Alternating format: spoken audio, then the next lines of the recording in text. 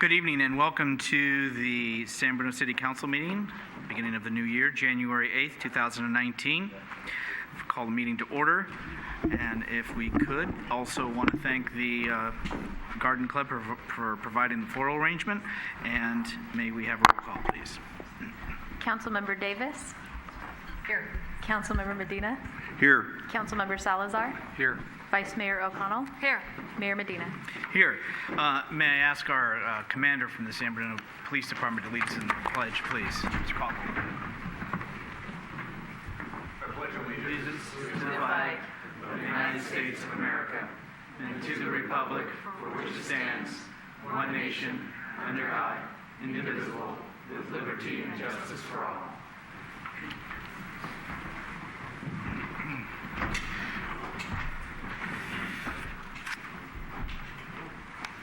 Public comment. We have one public comment card. Ryan Mersney.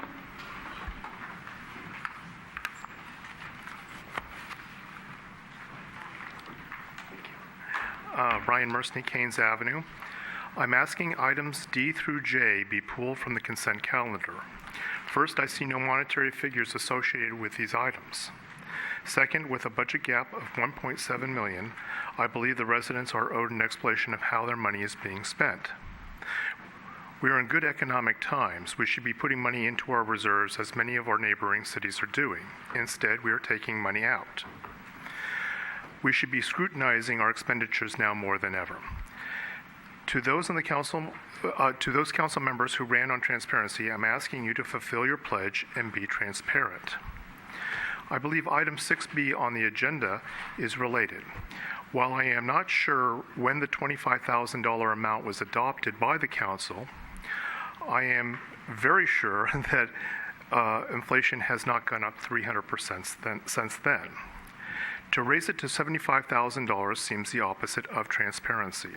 It gives off the optics of trying to obfuscate expenditures.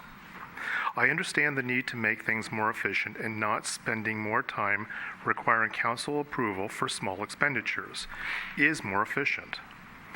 My personal opinion is $25,001 to $75,001 is not a small amount. Again, I must stress we have a $1.7 million shortfall. If you do need to raise the figure, why not something more in line with the rate of inflation since that amount was decided upon? Or raise it to $37,500, for example. How do you expect residents to go along with, trust me, you don't need to know where your money is being spent. Oh, and by the way, I ran on transparency to get your vote. Thank you. Thank you. Was there any other speaker cards? No. Was there anybody else from the public that wanted to speak on an item that is not on the agenda this evening? No?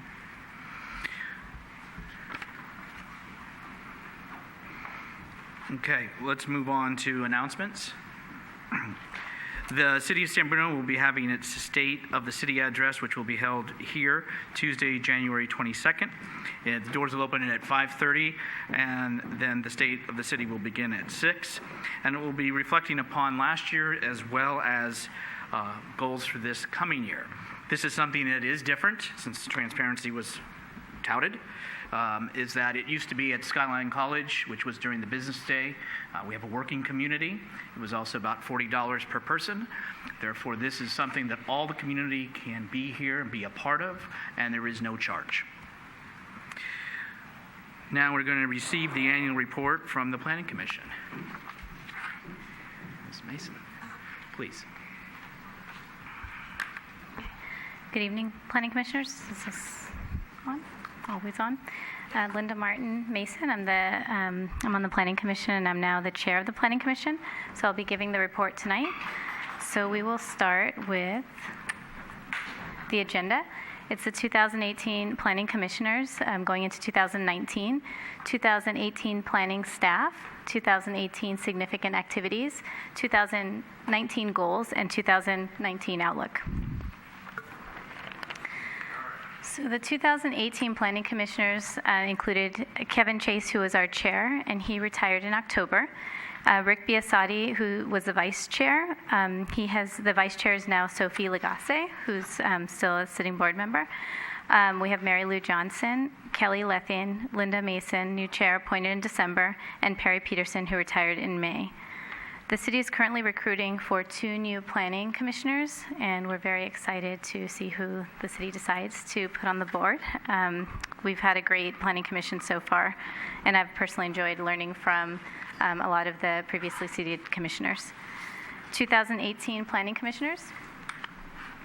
Planning commissioner retirements. So Perry Peterson retired this past year. He was appointed to the San Bruno Planning Commission on April 26, 1982. So he had a wealth of knowledge. Kevin Chase was appointed to the San Bruno Planning Commission on January 8, 1996. So heavy seats to fill.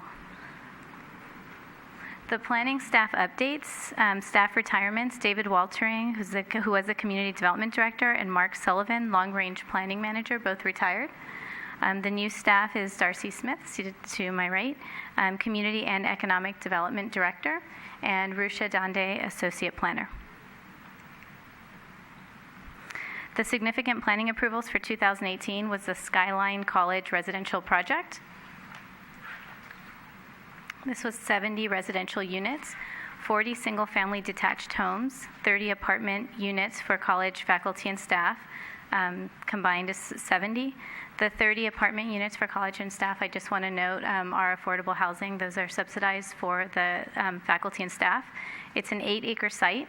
The proposal includes a private loop street with access on College Drive and College Road, 2 neighborhood parks, and off-site fitness park. Project infrastructure is currently under construction. It was approved by the Commission and the City Council at the end of 2017, and this project is continues to be in progress. The next one is 111 San Bruno Avenue. This was approved by the Commission in August and the City Council in November. This is a 5-story mixed-use building with 62 dwelling units over 7,700 square feet of ground floor commercial space. The building permit submittal is estimated to be in February of 2019, and this project has 11 affordable housing units. The Bay Hill Shopping Center, there were various site improvements, new master sign program, building permit issued in May 2018, and this project is now nearing completion. And just a side note, I think in the year that I've been on the commission, Hash and Brews had come by for a license, and they have since opened. And they just opened a new restaurant called, I believe it's Joy of Hunan, and I would highly recommend visiting. It is very good. So there's definitely a lot happening in the Bay Hill Shopping Center.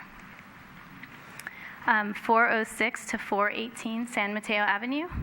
Construction of a 3-story mixed-use development consisting of 83 residential units, approximately 6,975 square feet of retail space, and 106 subgrade parking spaces.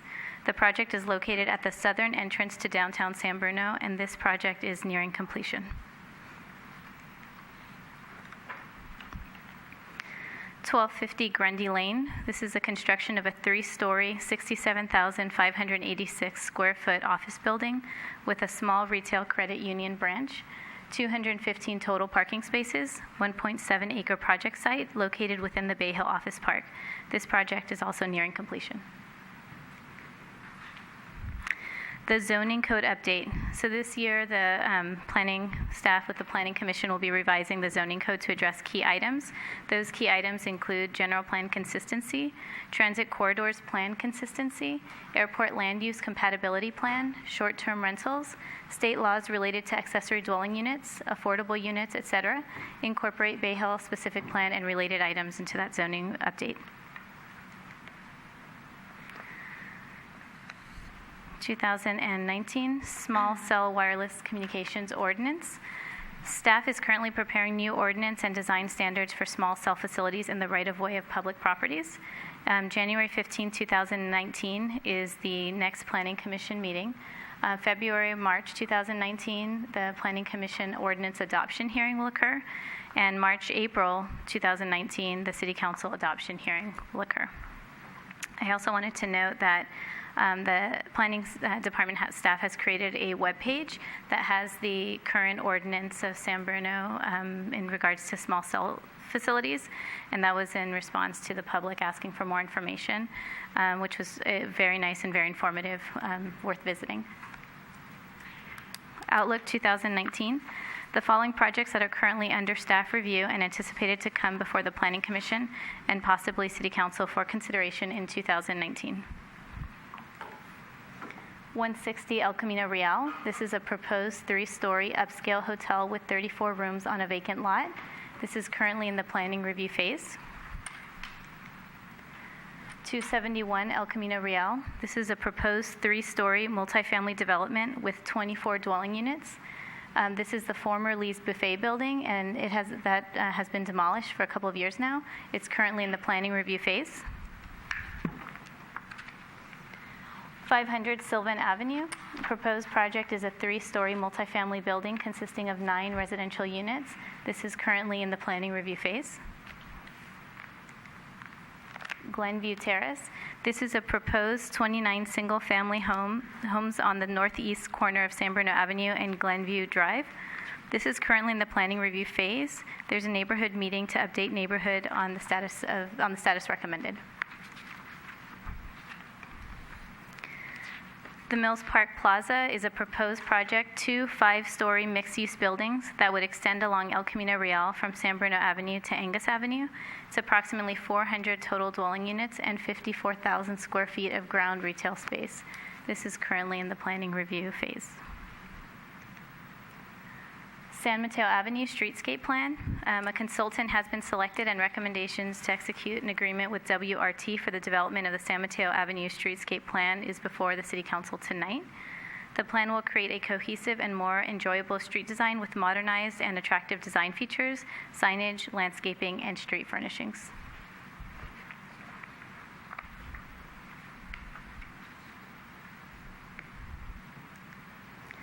The Bay Hill Specific Plan and YouTube Phase 1 project. This is draft EIR Preferred Alternative Land Use Plan before you. The accomplishments to date and the next tasks is the visioning and background studies. There'll be a property owner forum, City Council Planning Commission, community workshop, stakeholder interviews. Alternatives and EIR preferred alternative. There's online outreach, property owner forum, community workshop, City Council Planning Commission meeting. Draft specific plan and environmental review would be the next step. Public review of draft, specific plan, and EIR. And then specific plan adoption. There would be a Planning Commission hearing and City Council hearings. The Bay Hill Specific Plan and YouTube Phase 1 project. EIR and specific plan are under development. YouTube Phase 1 application for 440,000 square feet of new office space submitted to the city January 3rd and under review. Anticipated project approvals in the fall of 2019, and the construction is estimated to start in early 2020. Before I thank you, I just want to say that one of the things I really wanted to be on the Planning Commission for is to see the development and the growth of San Bruno. And I just wanted to say that in the last year in downtown, we've seen Pan Rico, a Latin bakery, open. We've seen a flower shop open. We've seen recently Sam Choi's Pokey to the Max open, which is all delicious so far. Isla's had their grand reopening. Hiro has changed to an Asian fusion. They have great Korean tacos.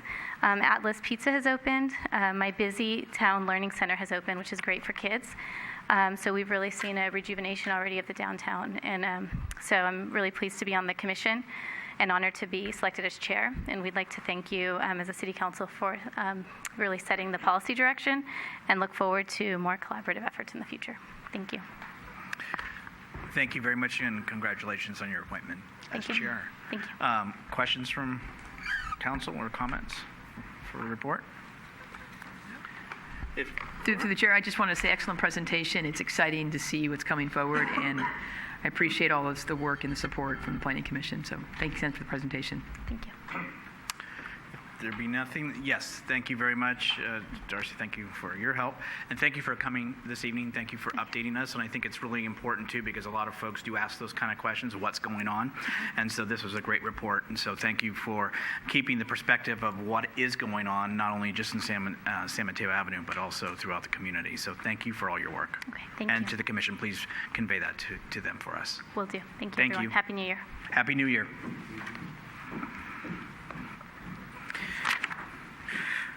Okay, on consent, we did have a speaker that was asking for, I think, D through J, if I'm correct. So, and I think primarily what it was just the costs is what was being asked. And I know I didn't have enough time to go through all of it. Some is coming back to us, like the roof at the fire department from conduct of business before. Some are zero cost, one's 5,000, et cetera. Why don't we go ahead and take items A through C just to begin, if we could, by council? I'll make a motion to approve those. I second. Motion made and second to approve items A, B, and C under consent. All those in favor say aye. Aye. Ayes have it, unanimous. City manager, or what would be best if, I think Mr. Mersney is wanted to have the facts of the dollars that are attributed to each one of these actions. I think. Sure. Okay. So I think the primary thing is the dollar amount of expenditure for each item. Is there a way in which we can do that? Just in general, going through and just saying which item, what cost there is? Sure, I could do that. So just for clarity, council is not asking for the items to be pulled, just would like a quick general statement A on general cost. statement, I think, is what is being requested, to know what the dollar amounts are. Okay. So, as I will go from the information in the published materials that's available on our website. And so item 5D, which is a resolution approving an amendment to the employee agreement between the City of San Bruno and the city clerk. That is an increase of 5% in the employee's salary. It's a what we would consider a typical step increase. The only reason why this item is coming before council, because that position reports to the city council, and there is new California government code that as of I think 2 years ago, any position that reports to the legislative body, any change in compensation needs to be at a public meeting. And so that's a 5% increase of roughly $5,000. The next item, and I'll actually do 5E and 5F together.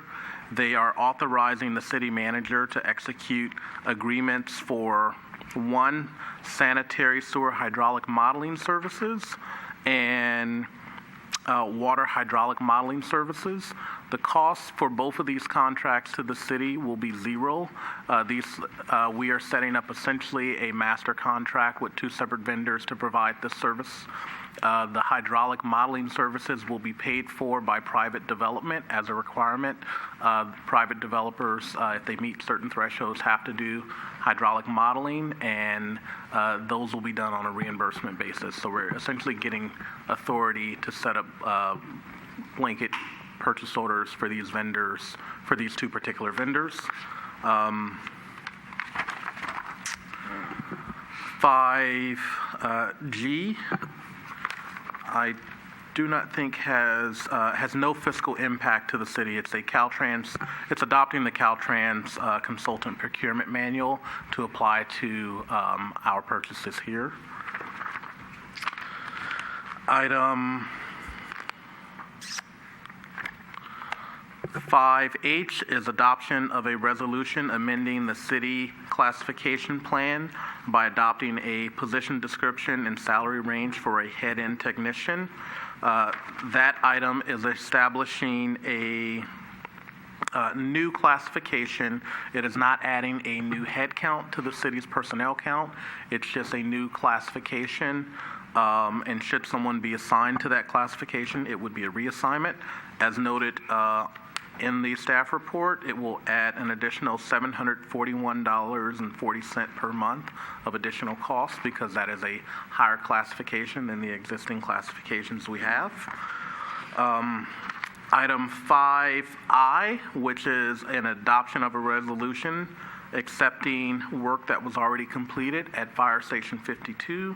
As noted in that staff report, that is adoption of a project to essentially replace the roof at Fire Station 52.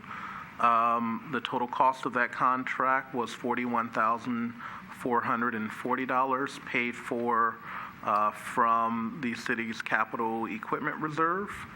And the total, actually, that was the contract cost with the change order and minor things. The total was $44,280 as reported in the staff report. The next item, 5J, is a resolution asking council to adopt a resolution approving the declaration of a homeless shelter crisis in connection with the County of San Mateo's Homeless Emergency Aid Program. That's actually a resolution that is asking the city to declare a homeless let me get the wording right, declaration of a homeless shelter crisis.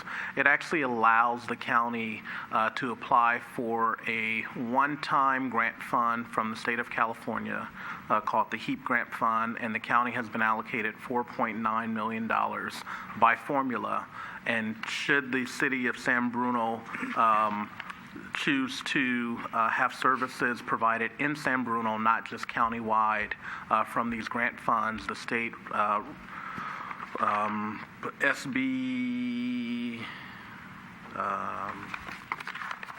SB 850 actually requires that cities adopt a declaration of a shelter crisis. And so it's actually no expenditure of general fund money. It's allowing the city to actually receive state funds through the county and have them go to address the homeless crisis that is present in our city. Thank you, City Manager, for being able to do that quickly. Yes. Which item? Or just in general? I just wanted to see if it was okay. I just had a question from one of our audience members about item I, and being that the city manager answered or provided an update on that, the project was done under budget by 20% from $50,000 to $44,000. And the other question was also addressed or pretty much answered about what this homeless policy or action is enabling the city to do. And it's another example of that it's expensive and we need additional resources to address the homeless situation. So I hope that answers your question. Okay. Again, thank you, City Manager. Now, under consent, we have items D through J.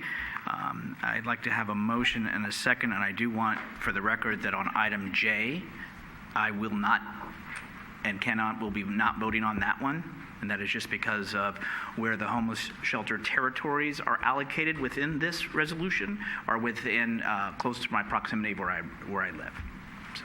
Through the chair. So can I make a motion then to Yes. approve everything but that, and then we'll vote on that one separately? Certainly. Okay, so I will make that motion then to approve, I believe it was D through I. He does that. Second. Okay, we have a motion for D through I. All those in favor say aye. Aye. Opposed? Unanimous. And then on J, for myself, as well as Councilmember Davis, also will not be voting on that item for the same reasons as myself. Okay, so I will make a motion to approve item J. Second. Oh. All in favor? Aye. Aye. Aye. For the record, that's an approval by 3 with 2 recused. Yes. Thank you, Irene. Through the chair. Yes. I just want to make one comment that we've made a conscious effort to try to streamline the way our meetings or the way we conduct business at these meetings, and the fact that we put things under consent is in no way intended to be somehow hiding things from the public. The entire packet of everything that we have to base our decisions on is on the website. We get it at the same time as the public gets it, and so there is no intent to obscure anything. So I just want to make sure the public understands it. Because things go to consent, it doesn't mean that we're trying to hide it. It's still very public. It's still accessible to everyone, and it's just they're items that really don't require a large amount of discussion, and that's why they're not on our regular conduct of business. So I just wanted to clarify that. Emery. Thank you. And I'd also like to say that in our staff reports, it's very clearly spelled out under fiscal impact what the fiscal impact is for each item. So if you're looking through the consent calendar or through our agenda, that's what your concern is. That's where you should look. Okay, why don't we move on to conduct of business, please. Item 6A, receive report and confirm appointment of city council members, 1, to city council subcommittees, and 2, as liaisons to the city's citizen advisory commissions, boards, and committees, and 3, as representatives and alternates to San Mateo County and other regional agencies. Okay, we see the rotations within to the committee commissions and boards in addition to the assignments. Is there, Irene, there was one that you brought up that is no longer. Yes, on page, the first page where it is, I'm sorry, the second page 2 of 3, it says Sea Level Rise Vulnerability Assessment Policy Advisory Committee. Thank goodness that has been disbanded. A different committee has been, they're forming a joint powers committee, and I stepped down and asked a different city to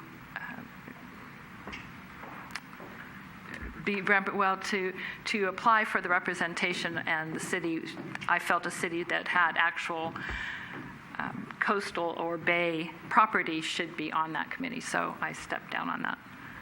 So it no longer exists. And then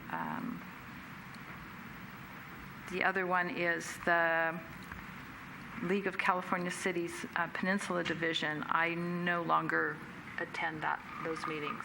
So if there's somebody else that you might do that. Okay. In addition, there's the Grand Boulevard Initiative Task Force that meets quarterly, and there's also the Home for All that are also needing representation. There was another one that I went ahead and took on, and then Michael is the alternate, and that was in regards to the Caltran. So is there any other items or concerns in regards to what's currently there, or ones that people may want to take that are open? To the chair. I'd like to put my name down for Home for All as representative. Thank you. If it's okay, I can be the backup. Excellent. Thank you. And so the clerk's writing it down. Thank you. Do we need somebody for the Grand Boulevard Task Force? Yes. Okay, I'll do it. Thank you, Marty. It's 4 times, so it's not too bad. Yeah. Sure. All right. Thank you very much, everyone. Mr. Mayor? Yes. Just wanted to Please. clarify, there used to be a Project Pride and committee that we took care of the Easter egg and the Halloween. Is that still going on? Because if it is, then it's still you and I? Yes. Okay. So there's a The two project, Medinas. Project Pride. And then my only other question for the public to be aware, there is one ad hoc committee currently, the communications norms that are in power are standing, or not standing, but they're in. Just want to make sure that's all. Right? Well, but these are the regional. No, right. Yeah, But I yeah. just wanted to make sure, so everybody knew that we do have one ad hoc committee that is working on the norms and communication policy for the city. Okay. I think by definition, the Project Pride is also an ad hoc committee. Okay, all right. All right. Anything else? All right. Thank you, everyone. Actually, Yes, Michael. I'm sorry. Just noticed on standing committees,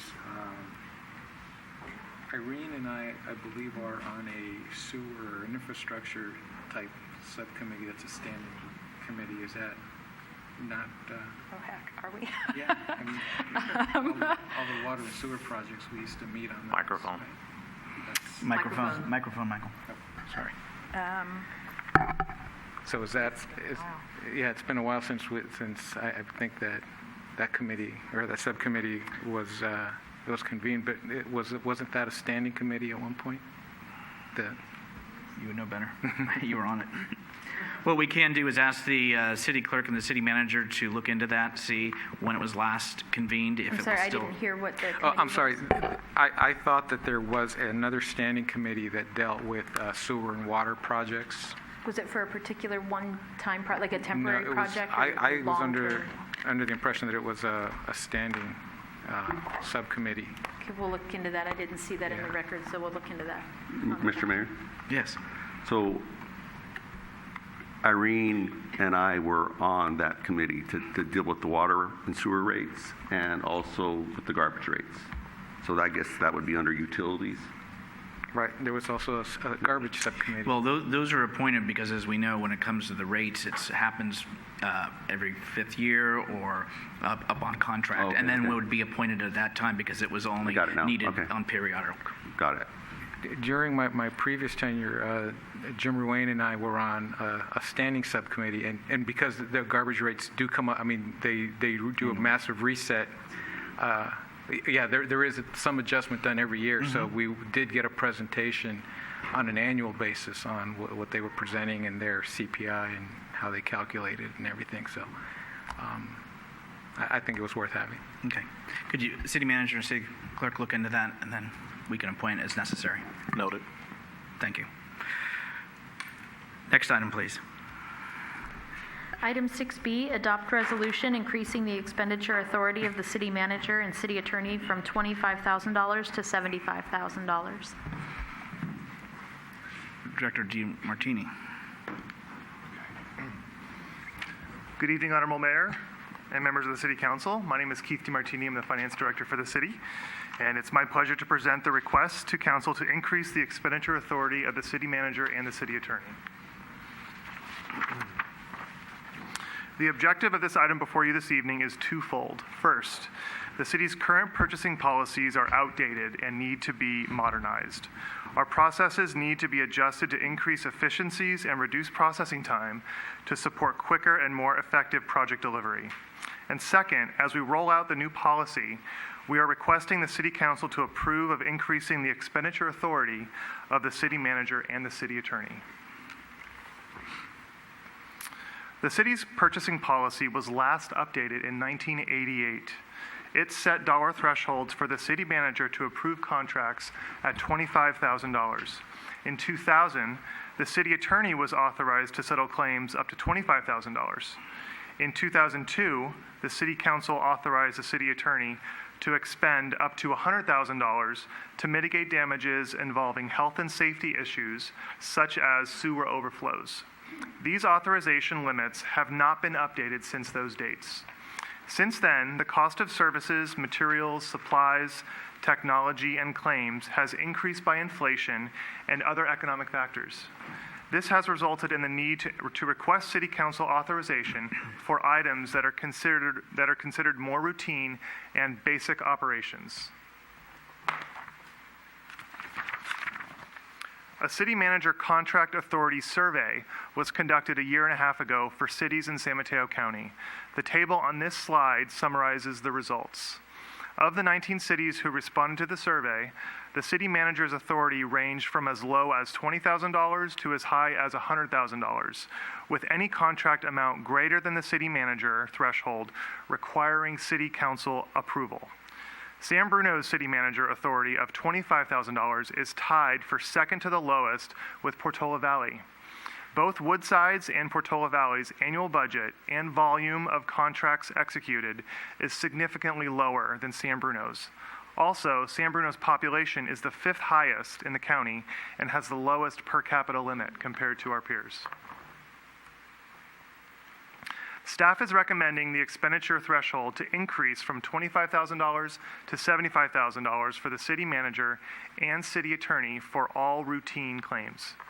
This increase is in line with CPI, the Consumer Price Index inflation, over the past 30 years. It is also more in line with the current approval thresholds of other cities in San Mateo County, particularly those with similar population, expenditure budgets, and contract volumes. Items under $75,000 are considered to be more routine and basic operations, and staff would like to focus effort on bringing larger, more policy-focused items before council for review and your consideration. For workers' compensation claims, the approval authority will increase with the city manager's approval up to $75,000. The council's action tonight will not change the action taken in 2002 to authorize the city attorney to settle claims up to $100,000 regarding any immediate remediation required due to a health and safety issue, such as a sewer overflow. By increasing the thresholds, the city will likely realize time and cost savings. Drafting, reviewing, obtaining approval, and presenting staff reports, resolutions, and other materials takes quite a bit of time of staff.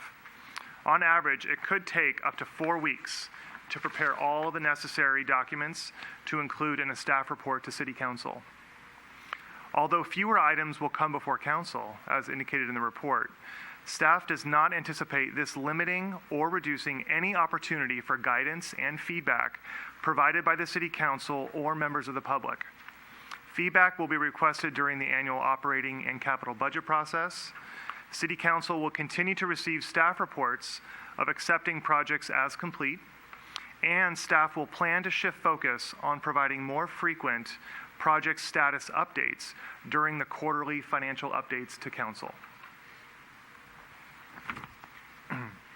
Although not directly related to what's before Council this evening, staff believe it's important for Council to know that a new enhanced purchasing policy will be adopted that guide all city staff how purchases are to be made in the future. Over the past 3 months, staff have reviewed the existing 1988 policy and department practices and have recommended enhancements. Staff have developed a new comprehensive policy with the major components of the new policy shown here on this slide. The new policy includes all major components of the procure-to-pay process, starting with obtaining budget, putting a project out to bid if necessary, and all the way through to the receipt of goods and paying for those services and goods. Just to highlight a few of the items in the new policy. For contracts, the policy will standardize various compliance items, so staff confirm that all city vendors have a business license and required insurance, among other items. The policy will ensure we execute purchase orders for most purchases to hold our vendors accountable and to produce more accurate financial projections. And the policy will standardize how the city receives materials so we more accurately and timely match a purchase order to a receipt of goods and materials to an invoice. This will result in faster payments to our vendors. And the policy will encourage more paperless processing by attaching electronic documents to purchase orders and invoices. Staff plan to roll out the new policy in the coming weeks after City Council's approval of the threshold increase being requested this evening. A training will be provided to city staff involved in the procure-to-pay process, and the new standardized forms and templates will be used going forward. So my request to Council this evening is to adopt a resolution increasing the expenditure authority of the city manager and the city attorney from $25,000 to $75,000. That concludes my presentation. Thank you. Questions for the finance director from council? Marty. Thank you. I remember working here 6-7 years ago and thinking, wow, why at 25,000 we have to go to council to approve some repair that was needed out either in the street or whatever. So I think it's a good idea that we do increase it. Although a little concerned about going from 25,000 to 75,000 and not being really clear on the reporting of those expenditures. So I'm in favor of the increase to 75,000, but I would like to have something concise explaining why, how much these expenditures were made. And that could be reported in the quarterly, that would be fine, because that's the overall update. But to have these specific items lined out, not having a staff report, I understand that it's a lot of time, but just a couple sentences explaining what happened, when it happened, and how much it costs. Following up on that, just want to clarify, so now a project that's under $75,000 does not have to go out to bid. It could be, okay, just want to make sure, okay. We can clarify. Go ahead. So no, City Manager. this does not change any of the purchasing or bid requirements at all. It is strictly the signature authority level. I think it's also important to note that the City Council currently receives in your packet a register of all of the checks that were cut. And so you are receiving that information even now of the expenditures on a monthly basis. And so, but I don't know, I didn't want to cut you off from your No, questions. that's fine. And I'm sorry, I don't want to cut you off either, Please, but I City do want to Attorney. add one other thing that's important since the bid issue came up. So under state law, the Public Contracts Code currently requires that all public projects, public works projects of construction and so on that are over $5,000 be publicly bid. So it's $5,000, which is of course far below even the original $25,000 signature authority threshold. So in this report, we're only talking about the signature authority, not the requirement to bid. That requirement is still as it is now. I recall there's a couple different bidding processes that we deal with in Public Works. There's the informal bid process up to a certain amount. I don't remember what it is. Is that the 25,000, the informal? No, so there are various thresholds for that. The state law supersedes city policies regarding formal or informal. So if it's a public works project as defined by state law, it has to be bid irrespective of what city ordinances say. I think what you're referring to are procurement of goods and services that are not public works projects. And so for those things, there are certain thresholds and policies which the finance director has indicated are now going to be further standardized to make sure that there's additional internal controls on all those and that everybody's following those policies that you're referring to. And that's Okay. for the procurement of goods and services that are not covered by the Public Contracts Code. Thank you. To follow up on our city manager's comment regarding the warrant register with each individual item, it does have a company, it has a price, but it doesn't really state what it's about. So I think as we transition to this higher level of approval, it would just be nice to know what actually those charges were that are new. So that's my comment. Laura? Through the chair. So I agree with some of the comment that was made in reference to our monthly, I remember as a new council member, you're trying to make sense of all this and you're looking at all those expenses and the checks that get cut. And I always thought this report could use some more information. So I would really like to see myself as well getting more detail on the report, a category, a department code, something that tells us sort of where we're at with those dollar amounts, especially as we move through the fiscal year. Instead of, and we can talk about this further later on, but I also thank you for bringing this forward because I remember looking at the $25,000 myself as well and looking at this, and I know all too well what it takes to put a presentation. Where I work, we do presentations to officers, and there's a lot of, you do dry runs, you do draft versions of it, and a lot of time gets put into that presentation. I want to see the work get done, and I want to see staff be able to make decisions. There is transparency because nothing ever cut is not public, and that we can question it. We can bring it up at a council meeting here if we want to question an item on one of our packets. And we want to bring, as you said in your presentation, let's get more things on policies and procedures that we can update and streamline and improve. So I thank you for the presentation. Michael? I just wanted to share that at the county, they have a $100,000 limit for board approval, so anything under 100,000 gets approved by the directors. And so I think that this limit is appropriate for us. And I've also had to write some of the justification reports, so I know it's a lot of work, and a lot of them end up under consent anyway. So I think this is definitely going to help streamline it. I wanted to echo the comments as well about the usefulness of the warrant register that we get, because it is hard to associate this list of expenditures to anything that makes sense. And in the past, I've submitted questions about what project or what the expenses were related to, but it is a lot to go through. So if we could come up with a way to make that information more meaningful, I think it would be helpful.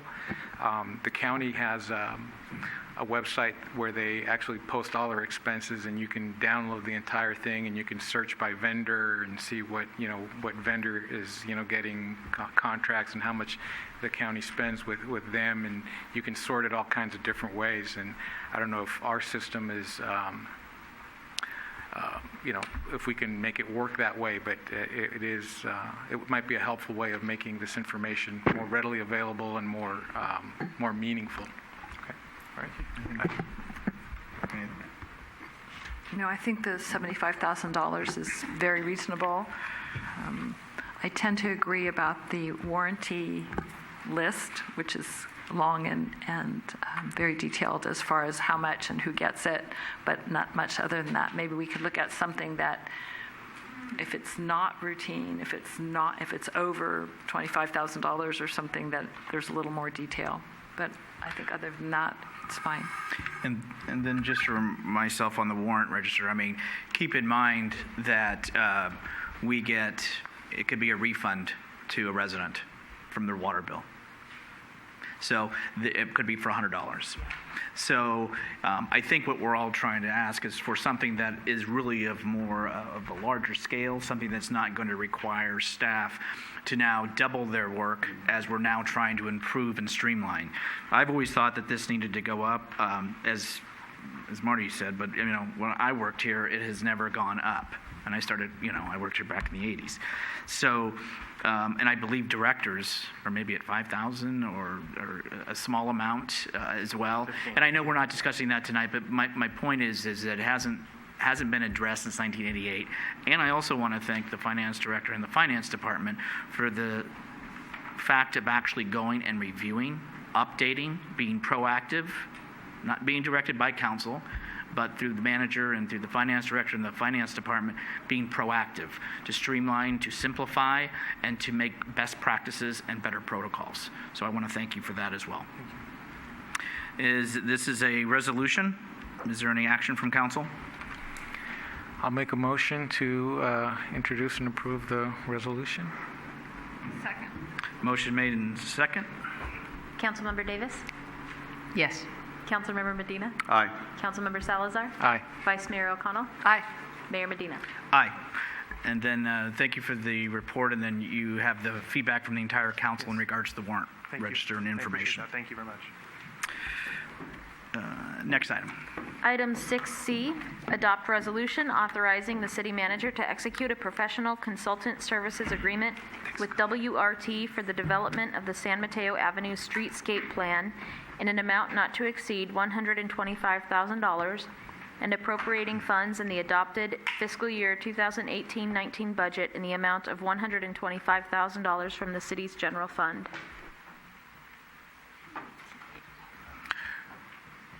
I know. Ryan, your hat.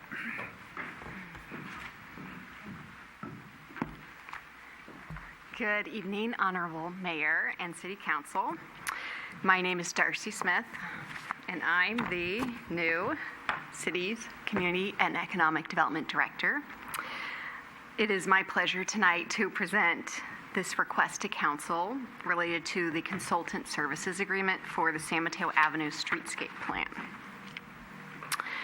The agenda for the presentation tonight, and I want to make it somewhat lengthy to be really educational and inform the Council of this item, is to provide an overview of the streetscape plan, why we're doing one, what it will accomplish, and where it's located. Next, I will summarize the consultant selection process and why the recommended consultant WRT was selected. And finally, I wanted to brief you on the project schedule, which is very swift, so that you know when to anticipate some community engagement meetings and when it will ultimately come back before council for action. The staff recommendation tonight involves adopting a resolution that will accomplish two separate items. First, it will authorize the city manager to execute the contract for the consultant services agreement with WRT for the development of the San Mateo Avenue Streetscape Plan in the amount of $125,000. Second, the resolution will appropriate funds in the adopted fiscal year 2018 to 2019 budget in the amount of $125,000 from the city's general fund balance to fund the consultant cost to prepare that plan. The reason for this is that in the fiscal year 2016 to 2017 budget, there was a one-time enhancement of $125,000 for the streetscape plan, which was allocated from the general fund. However, the streetscape plan project was not initiated during that fiscal year, and the funds went back to the general fund. The genesis for all land use and street planning decisions and long-range plan documents is the city's general plan. It was adopted in 2009, and it promotes establishing San Mateo Avenue as the symbolic heart of the city. There are many ways to accomplish that, but one of the main ways is through various policies and plans that seek to improve the visibility, the image, and the appearance of the downtown. This is expected to be accomplished through beautification and image building. That's done through landscaping, through street trees that provide a beautiful canopy, through pedestrian scale lighting that provides safety to the pedestrians, paving improvements, and a variety of other improvements. And by making those improvements to the downtown in a unified fashion, it provides that cohesive visioning and residents with a pleasant and economically vital downtown commercial and entertainment district. The city's general plan further builds upon this vision for the downtown streetscape through various policies in the land use and urban design element, in the economic development element, and the transportation element. Those policies highlight improving the downtown through a variety of techniques, including the signage and the landscaping and the lighting, as well as gateway features and signage. The goal is to have a really appealing and thriving commercial district where residents want to shop and dine and conduct business. And ultimately, that will help improve the city's business economy. The 2013 Transit Corridor Plan further articulates that community vision for the downtown and the San Mateo Avenue streetscape improvements. And this was identified as a short-term implementation project. So we're about 6 years later and just getting started on some of these implementation items. But I will point out that this improvement and the streetscape plan is really important to try to stimulate economic development activity in the area, and it's important to have this plan in place so that as funding sources become available, that we can utilize those funds and maximize the use of those funds in an efficient manner. The Transit Corridor Plan further identified the need for the streetscape plan and to address specific items, again, the landscaping, the sidewalk furniture, the lighting, bulb-out installation, special pavement marking for the crosswalks, and raised crosswalks, which are safer. Additionally, I want to point out that another action item of the Transit Corridors Plan was to look at gateway features. That was done at Posey Park. Also wayfinding signage to the parking lots, which can also be difficult to find, and improvements both to the northern gateway at Public Posey Park and the Caltrain crossing and the intersection with El Camino Real on the southern end. So the purpose of a downtown streetscape plan is really to provide that cohesive image. So there's many valuable and important purposes. Most of the major cities, which I'm sure you visit, have done streetscape plans, and they've funded most or all of the improvements over a long period of time. But if you think of successful downtowns like Laurel Street in San Carlos, you can go there and you can experience sort of a unified vision to the street and a positive economic downtown.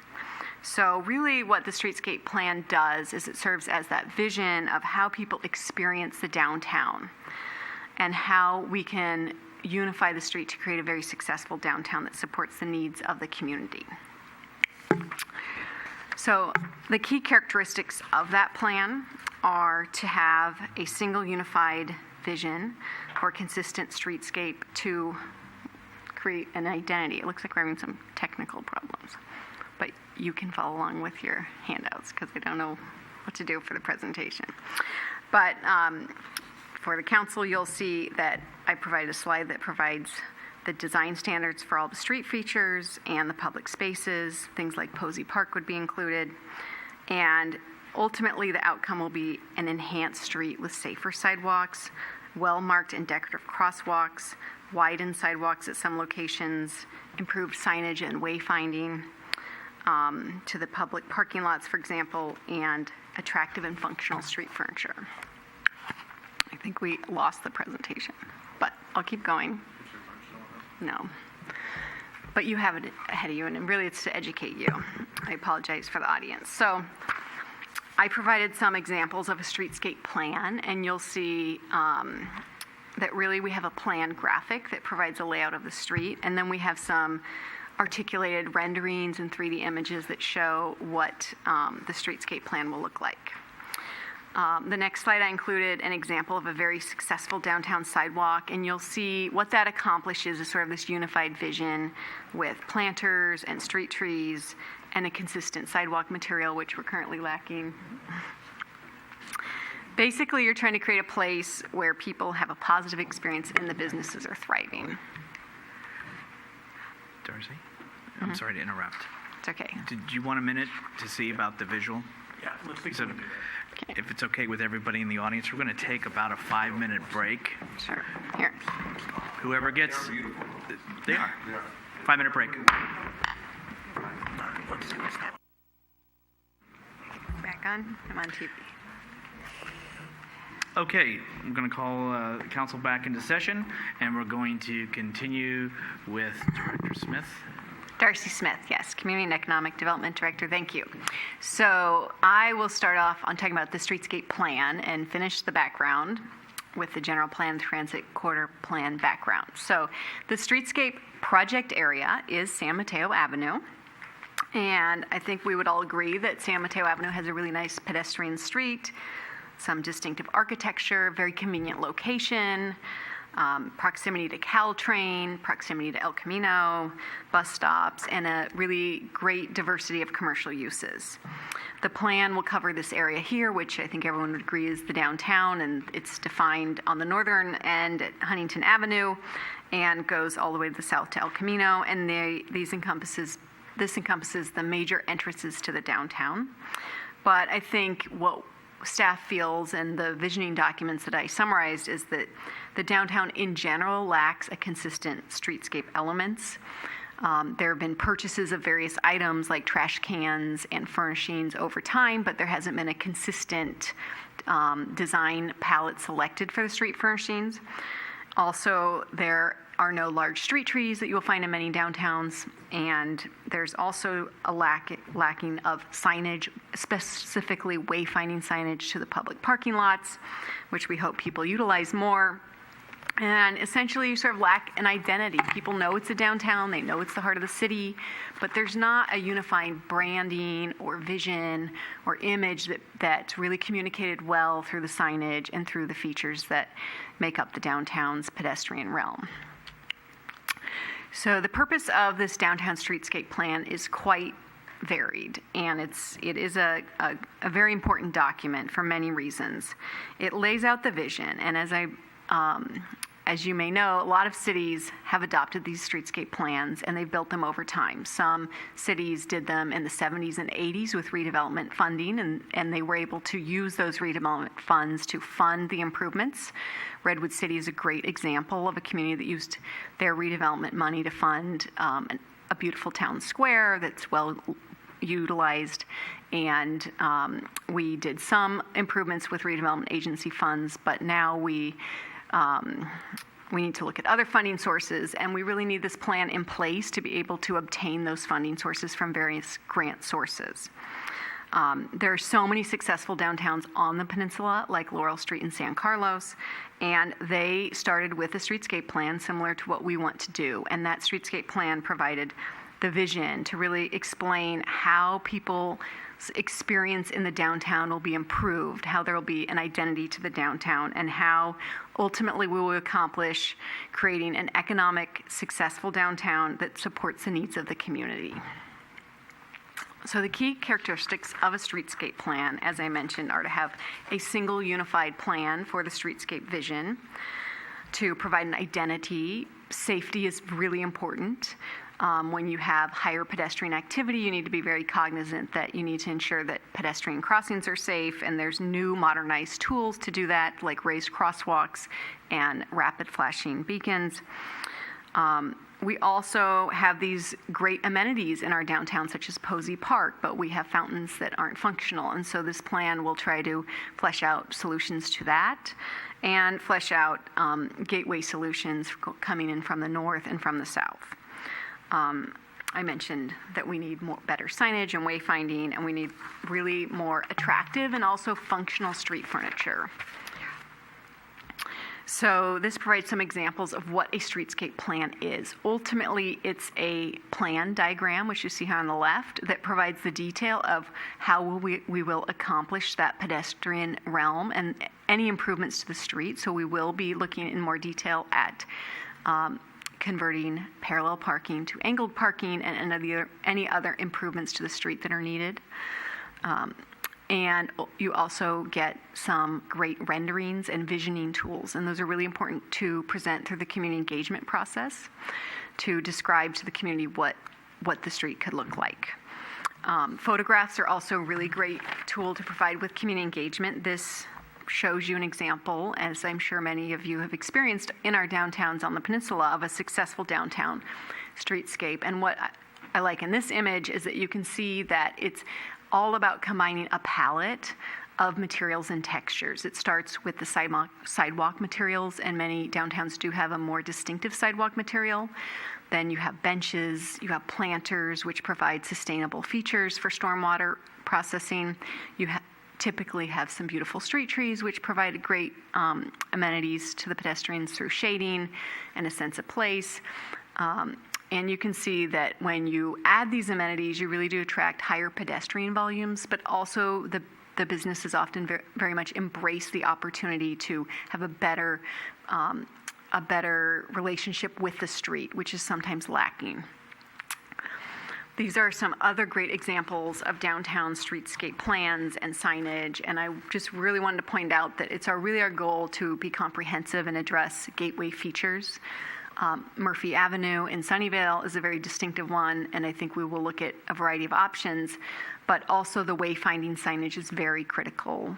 People come to our downtown and they can't easily find parking, and we all know it's there, but to a lot of visitors, it's not that easy to find. And I think we're also blessed with these rich civic resources, such as the library and City Hall and the Caltrain station, and those aren't always easy to find either. So when we embarked on this process, we knew we needed to hire a consultant. This is a grand visioning exercise and comprehensive plan that staff cannot do in-house. So we issued the request for proposals in September 2018. That was prepared by the interim director, Marvin Rose. And when I started in November, I started the first day and was on the interview panel for the firms, helped ensure that we were interviewing an appropriate selection of firms. And while all of the firms shared a similar scope of work and cost, this isn't a big bidding process because the city had a set budget and was able to identify the exact tasks that we wanted completed. We did find there was a variety of the 11 firms in terms of their ability to sort of understand the city's vision for the street, what we wanted to accomplish with this. And we also were looking for a firm that that in my mind had a sense of creativity and really understood what we wanted to accomplish from an economic and a community development perspective. And WRT, who we are recommending to be selected, was by far the leader in that area of their ability to understand the city's needs, understand potentials for the vision for the downtown, and really articulate sort of an extension of city staff and what we want to accomplish with this plan. So WRT is out of San Francisco. They have extensive streetscape planning experience, which I'll show you some images in a minute, but you also reviewed their proposal as part of your packet. And I found them to be engaging and have really great ideas too for community engagement. Their experience is broad. They worked in Mill Valley, in Castro Valley, San Rafael, and Pleasant Hill. And when we checked their references, which we did very thoroughly, all of the references mentioned that they were great to work with, that the staff were very engaged and very able to communicate openly and freely with the community, and obviously stuck to the project budget, which is important, in the project schedule. So for a variety of reasons, we are highly recommending that WRT be selected. The consultant tasks, which were developed by staff in the RFP, are pretty standard, but basically we'll start with working on the work plan, the strategy. There'll be constant communication with staff. There will be clearance for the California Environmental Quality Act done, and extensive community outreach, and ultimately we'll have the plan preparation. So one of the main features that I wanted to highlight about the proposal was WRT's ability to understand that when you're designing a street, you're designing it for a wide range of ages. They mentioned the 8 to 80 year rule here, but I would say it should be 0 to 100. I mean, you have a wide range of ages, and I think you see that when you go to the downtown. You see all ages enjoying it. We're blessed with facilities that cater to very young children, such as La Petite Pauline, and we're also blessed with facilities that cater to a wide variety of ages. But the goal here is to be cognizant that we have a very ethnically diverse downtown. We have a very age-diverse downtown. We have a lot of people who go to the downtowns for many different needs, and we need to be cognizant of those. And we need to have a community engagement strategy that captures all of those groups. And so we will have a SurveyMonkey survey tool, but we'll also have a walk shop that will allow downtown business owners to participate and get out on the street and explain to us and the consultants what they like and don't like, and what they see as some things that could be part of this visioning exercise. I think that WRT, among all the consultants, understand this need that I think you will agree is that we really need to identify not necessarily a brand, but more like a character and a sense of clear identity for our downtown, especially if we're really going to focus on economic development and just supporting our businesses, who many of you know have been there for a very long time. The firm also understood the need to address the issue with the Posey Park fountains, have a gateway feature, since we weren't able to install one as part of the grade separation to date, and also do something to market from El Camino Real, because right now you come on El Camino Real and you miss the streets. It's kind of like in your rearview mirror by the time you figure out you missed it. So the transit corridor plan did look at realigning that intersection, and this firm will scope that out in a little more detail should we have the ability to realign the intersection with El Camino Real in the future. Another key thing as we build our public art development fee fund is to identify potential locations for public art. Public art is often placed in downtowns, and I think we want to identify locations for art that would then be selected by the Culture and Arts Committee as we build our funds and have funds to spend on that. I think they also understand, the consultant, that we need to make some swift decisions about things like trash cans, because we have set aside some money in the current budget and we want to expend those funds. And so we have asked them to look at some really key items, such as the street furniture pallet and the trash cans, as soon as possible. So community engagement, really important with this. And there's an in-depth community engagement program, and I think the firm showed a lot of creativity in addition to the internet survey, physical survey. They'll have 2 community workshops, 2 stakeholder meetings, which will obviously include the business owners, a walk shop, which is this walking workshop in the downtown. If they have the ability to obtain a storefront, access to a storefront, they'll put up a display in the storefront, which would be positive. And we'll have 2 presentations to the Planning Commission and 1 ultimately at City Council. And I want to emphasize that given that we have such diversity in the downtown, the community engagement will really focus on inclusivity and ensuring that all groups, ages, cultures have the ability to participate. So I just want to give you some quick examples of what beautiful built-out streetscape looks like and what this firm has done. This is their Castro Valley project. And the goal here was in the central business district, much like our setting, to provide a really safe and attractive retail main street. They added these really interesting artistic benches, which you'll see in, I think it's granite. They added bulb outs and pedestrian scale lighting, which you can see here, modern trash cans and benches. But here's sort of another little picture of sort of how you can really be artistic with the design. They used, interesting bike racks and interesting artistic features, such as this little map that's on the bench, and you can see, how much children and people of all kind of groups and segments enjoy a downtown when it looks that appealing and positive. Last, I mentioned wayfinding signage is really important, and this firm does have experience working with Pleasant Hill on wayfinding. They did some interesting things like these benches to try to really brand the downtown and the city. They had the gateway iconic feature here that you see here, but they also incorporated some public art. So you'll see the birds and the mountains, again, evocative of the community, and I think really important to think about at this stage. So the last thing I wanted to brief you on is the schedule. I'm optimistic that we can get this done in a very tight time frame. And assuming it goes well tonight, we would kick it off in January. We would start the community engagement in February. We really want to capture that early. So we would develop very preliminary design concepts, but present those to the community to get feedback, which is really important. We've targeted March for a Planning Commission study session. Then there would be more community engagement after that in April and May, and the final recommended plan returning to the Planning Commission for review in June and council adoption in July. And in conclusion, the requested council action tonight is to adopt a resolution to authorize the city manager to execute a consultant services agreement with WRT for the development of the San Mateo Avenue Streetscape Plan, and that resolution would also appropriate funds in the adopted fiscal year 2018 to 2019 budget in the amount of $125,000 from the city's general fund to fund this preparation. This concludes my presentation. I'd be happy to answer any questions, and I wanted to point out that we have Jacob Tobias and John Gibbs, who are the staff from WRT, in the audience tonight, and they're happy to answer any questions you have about their proposal or detailed questions about the streetscape plan. Thank you very much. Thank you. Questions from council for staff or guests?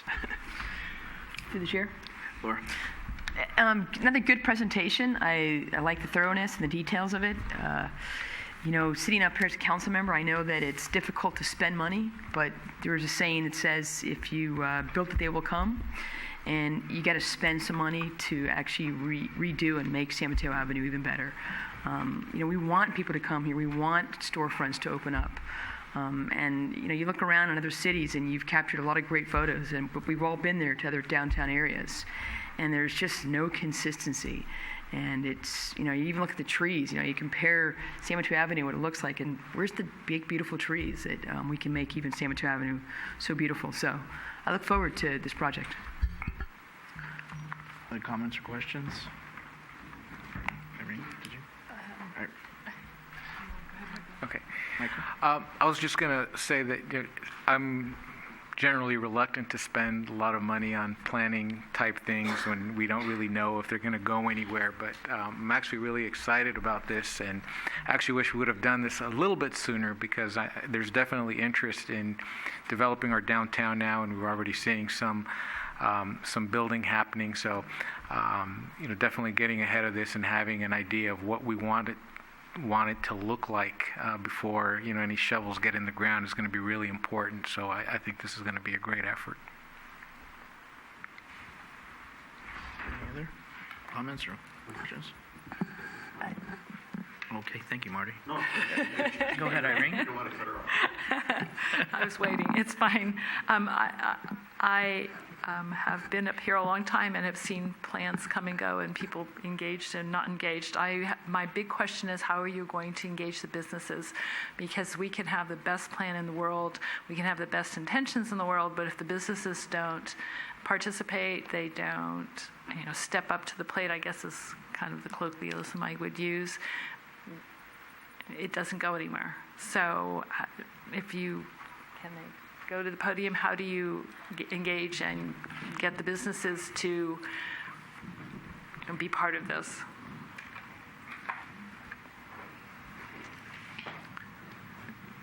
You'd be kind enough just to go over to the podium, introduce yourself, and then if you can respond to the council member, vice mayor, sorry. Greetings. It's great to be here. John Gibbs from WRT and my colleague Jacob Tobias, also from WRT. And I think just to answer your question, we find the relationship with businesses is fundamental to the success of these kinds of projects. So we definitely are sharing that goal.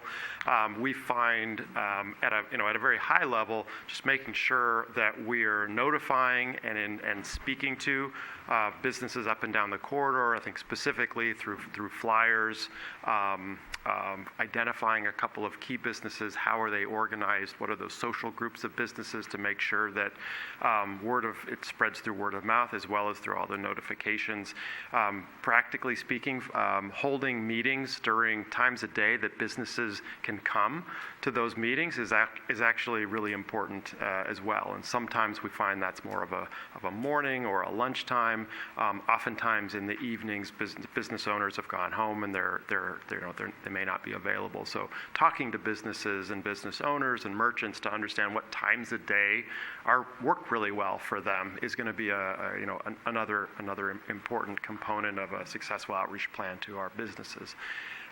We'd love to showcase the businesses that are along the street. This is a project that's going to benefit them. We want them to be partners as part of this vision. So if they can bring their goods and services, if they can help advertise themselves through our process, we're all ears for how to be very collaborative and develop a successful partnership. I hope it all happens the way you have planned out. I will support this. I'm a little hesitant because I've lived through a couple of these kinds of things and changes were made. Half the people were happy, half the people were not. Things kind of fell apart. And the core of the San Mateo Avenue didn't change. Mm-hmm. And you see it the way it is now. So I will support this, and I just hope it goes the way you want. And we're all ears for suggestions and ideas as we get started. If there's specific ideas or lessons learned in the past, every community is different, we find. And getting in and talking to people at the outset of the project, right where we are tonight, is a great first step. So we're all ears. Thank you. Marty. Since you're there, yeah. Well, since you're already standing there, I'll go ahead and I saw in your plan that you have people that can translate in numerous languages, which is really encouraging because you probably already know it's a very diverse downtown, probably one of the most diverse in California. So that's very it's going to be very helpful. So thank you for that, and I wanted to go ahead and start going into some of my comments. I wanted to clarify the scope of the work to make sure that it aligns with the transit corridor plan that includes the parking lot at the very north end of San Mateo Avenue. Just because the figure that we are in the presentation, it goes just to the Caltrain station, but in the transit corridor plan, it goes all the way past the parking lot for Caltrain, which is supposed to be this potentially larger structure. So if just making sure that if we're going to go all the way that way, that this scope does go all the way down to the end of that, if that's what the intent here is. So it's, excuse me, Javon Grogan, City Manager. It certainly includes the Caltrain station and essentially the roadway under San Bruno Avenue. I'm not sure if it includes the parking lot on the other side of San Bruno Avenue, so on the north side of San Bruno Avenue.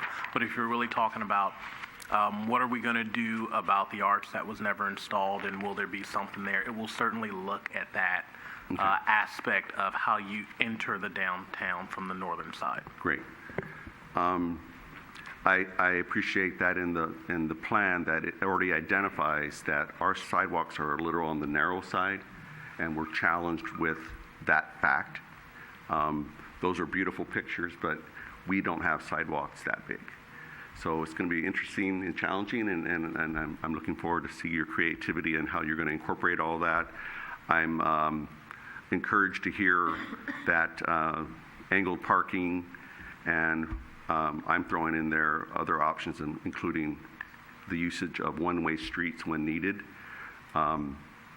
And I'm really encouraged that we're finally going to do something about those trees in those pots. I've been talking about that for many years. I'm glad that in your comments that you mentioned art, because in the scope of work, it didn't specifically detail that that's part of their scope, but there's plenty of locations that could handle some beautiful murals. There's some walkways there that are connections that are just in need of some nice paint and art. I know we all have been waiting for a long time, and I do share some hesitancy in pursuing this, as Councilwoman O'Connell mentioned, is with the participation. And really, the bigger thing is how we're going to pay for it. This is probably in the excess of $5-6 million project to redo our streets, if not more. I think in our development impact fee report, there was a figure in that range. And so I think we need to start thinking of how we will pay for this, and having two tracks of mind of the long-term track of this implementation of the project in total, but what are the things that we can do that are easier to do in the next, as soon as we get this plan, getting the garbage cans in, figuring that out, and moving forward with that. Are we going to start, as we go into budget later this year, we could start thinking about how we could start funding this, or how we're going to start putting some money aside. The other huge thing that is referenced also, which is appreciated, that it refers to a downtown parking management plan, which is coming really soon to the public. I'm sure it's going to be at our next council meeting. We're going to receive that plan that we've been also waiting for quite some time. Parking's tough downtown. If you go down there a lot, you know exactly where to go to park. You go one time down the street, and then you go to behind Mexicana Market, and there's mostly always parking there. So I let the secret out. But this is something that is totally needed, and if we can find out how to pay for it, that's the big hurdle. It's amazing that I believe you're going to get this plan together, done in the 6-7 months that you're going to do. How long are we going to have that plan sit on the shelf? So I'm hoping that we come through, and we really need this. So thank you very much. I'm in support of this project. And then for myself, I think that you already alluded to it, and I appreciate that, but that was one thing that I did notice hearing from merchants is sometimes they want to have a meeting at noon or 6 p.m. when in essence, maybe morning or early, but really the outreach to them to find out what the best opportunities are to hear from them to make sure it doesn't affect their business and their day-to-day operations. Marty already mentioned about diverse languages. But I also kind of share, because I've lived here my whole life, and we go down these paths, we get excited, but I think it is about you can deliver, but we have the bigger perspective to worry about, the implementation and the actual costs that go along with it. But this is something that's been talked about. So you said 6 to 7 months, and so let's say 7. You've got your work cut out for you.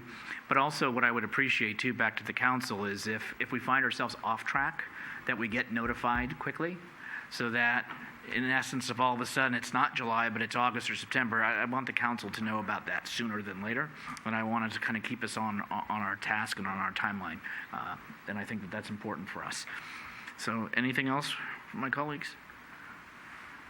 Okay, this is a resolution to authorize for this service. There's somebody, there were no speaker cards. Any action from council? Through the chair, Yes. I'd like to introduce the resolution. Make a motion. I'm sorry. Approve the resolution. I always It's say New that. Year. Motion for the resolution. Thank you. Is there a second? Second. Melissa? Councilmember Davis. Aye. Councilmember Medina. Aye. Councilmember Salazar. Aye. Vice Mayor O'Connell. Aye. Mayor Medina. Aye. Okay, now we'll move on to item number 7, comments from council members. Any comments in this new year? Lauren, you good, Marty? I got something. Yeah.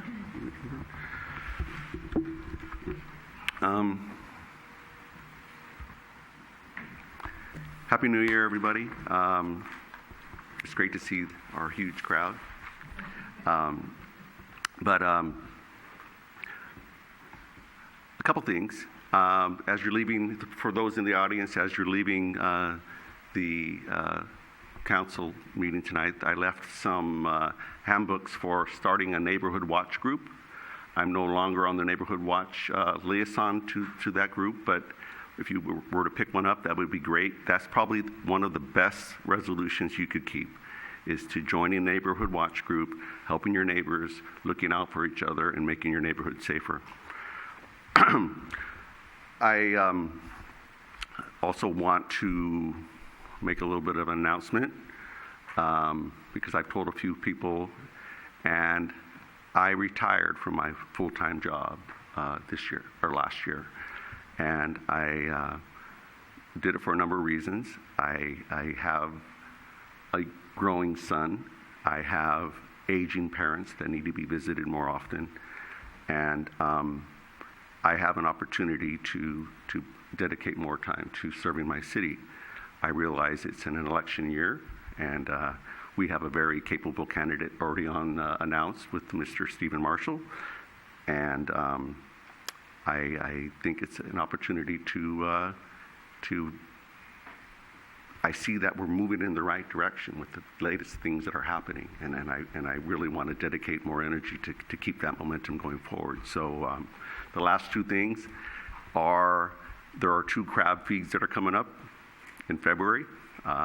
One is to support the Cooperstown baseball team 12 and under so they can go to the World Series, and the other is the San Bruno Lions having a crab feed the following week on the 16th. So there's 2 crab feasts here local in our senior center. So hopefully we can see you guys there. Thank you. Okay, and for myself, I just want to wish thank you for all being here. Happy New Year. May this year bring us a lot of good, positive things to this community, to its residents. And also in 2019, let's sometimes take a breath. I just mean as everybody, life moves fast. And I read some of the stuff, I don't respond, but I read some of the stuff, and sometimes it just gets so negative when really there's a lot to be thankful for, and we live in a good community. And so, like I said, let's take a breath sometimes, and let's think about when it's appropriate and how best to respond to one another, and let's respect each other. And let's continue to move the city forward. Also, we will be adjourning to continue the closed session that began at 6:30 this evening. We ran out of time, so we will be reconvening into closed session. So with that said, we'll go ahead and adjourn to the next regular city council meeting, which will be held here on January 22nd at 7 o'clock at the San Bruno Senior Center. Everybody enjoy the rest of your week.